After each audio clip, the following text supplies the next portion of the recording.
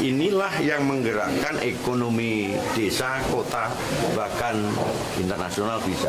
Nah, ini kewajiban pemerintah atau negara hadir untuk nantinya UMKM semacam ini harus ada pendampingan sehingga kita mempunyai suatu inovasi, kolaborasi dengan kita datang, kemudian nanti terkait dengan pemasaran adalah kita tidak ketinggalan dengan digitalisasi di tempat kita. Dari segi kemasannya ini kan sudah sangat menarik, padahal isinya singkong. Ya.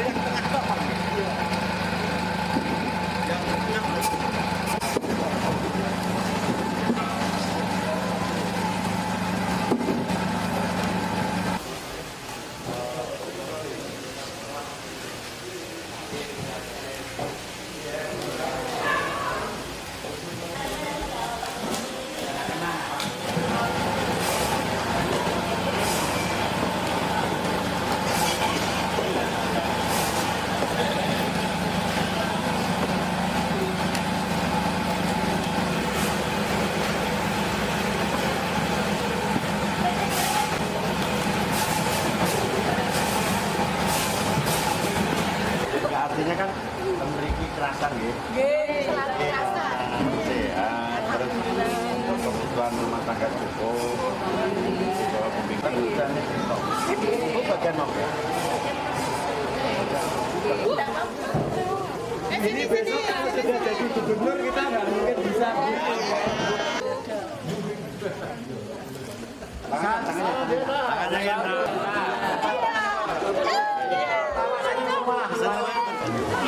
Beliau sangat kreatif sekali ya, artinya singkong yang D9 ini sudah menjadi komoditi unggulan di wilayah Salatiga. Artinya di Salatiga itu hampir 35 UMKM di bawah beliau. Artinya dari singkong itu bisa diproduksi menjadi UMKM yang sangat merakyat, bahkan merambah nasional, bahkan internasional. Beliau sudah pernah ke Jepang dan berangkatnya beliau sangat ulet sekali dari segi pemasaran. Dari mulai beliau itu berangkat dengan pesanan pakai gerobak yang sampai sekarang beliau bisa menghidupi karyawan hampir 100 lebih dan semuanya adalah dicontoh oleh masyarakat kita. Jadi masyarakat Salatiga itu mendirikan kampung singkong karena beliau. Artinya bahwa UMKM di tempat kita yang dari singkong ini bisa mengangkat daripada ekonomi wilayah kita. Apalagi kalau lihat bahan bakunya singkong itu dari daerah lereng Gunung Sumbing, dari Batang, kemudian dari mana itu Wonosobo dan lain sebagainya. Yang sebelumnya singkong itu hanya dipandang sebelah mata, ternyata dia bisa menjadi suatu industri yang sangat mengagumkan. Ada singkong untuk mie, ada singkong untuk singkong keju, gedong, gemblong, bermacam-macam. Inilah yang menggerakkan ekonomi desa, kota, bahkan internasional bisa. Nah, ini kewajiban pemerintah atau negara hadir untuk nantinya UMKM semacam ini harus ada pendampingan sehingga kita mempunyai suatu inovasi, kolaborasi dengan kita datang, kemudian nanti terkait dengan pemasaran adalah kita tidak ketinggalan dengan digitalisasi di tempat kita. Dari segi kemasannya ini kan sudah sangat menarik, padahal isinya singkong. Ya.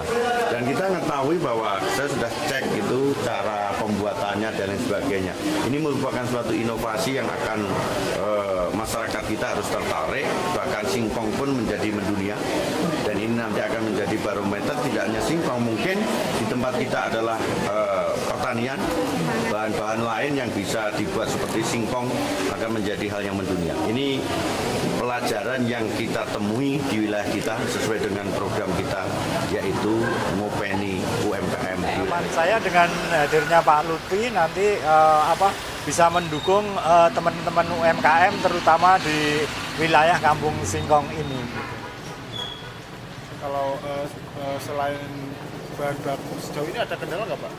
Kendala kami sebenarnya bahan baku yang berkualitas. Sebenarnya singkong itu banyak, cuma yang bisa dibuat singkong keju itu memang tidak terlalu banyak gitu. Jadi memang perlu penanganan khusus mulai dari awal sampai panen sampai akhir gitu. Itu yang harus singkong yang besar atau seperti apa? Atau ada jenis bibit sendiri Pak? Sebenarnya kalau untuk ukuran singkong nggak masalah ya, mungkin standar aja antara 4 cm sampai 10 cm gitu. Dan itu biasanya singkong yang lebih agak muda gitu, jadi bisa dipakai untuk singkong keju gitu. Pak, kendala teman-teman UMKM ini kan pemasaran ya. Kalau tadi bicara dengan Pak Lutfi, kira-kira apa Pak yang ingin digenjot untuk tahun depan ketika Pak Lutfi jadi gubernur? Ya pengennya tentu kita akan didatangkan investor atau paling tidak UMKM ini dipromosikan kemanapun gitu. Jadi campur tangan beliau itu semoga bermanfaat yang lebih besar untuk kampung kuliner singkong. Pak, selama ini perhatian dari pemerintah seperti apa Pak? Sebenarnya sudah lumayan, jadi pemerintah itu ngasih banyak kemudahan kepengurusan PIRT, sertifikasi halal, bahkan bantuan-bantuan peralatan masak, pengolahan limbah dan lain-lain, dan itu sebenarnya sudah sangat bagus dan berarti sekali buat keluarga besar Singkong, Kampung Singkong ini.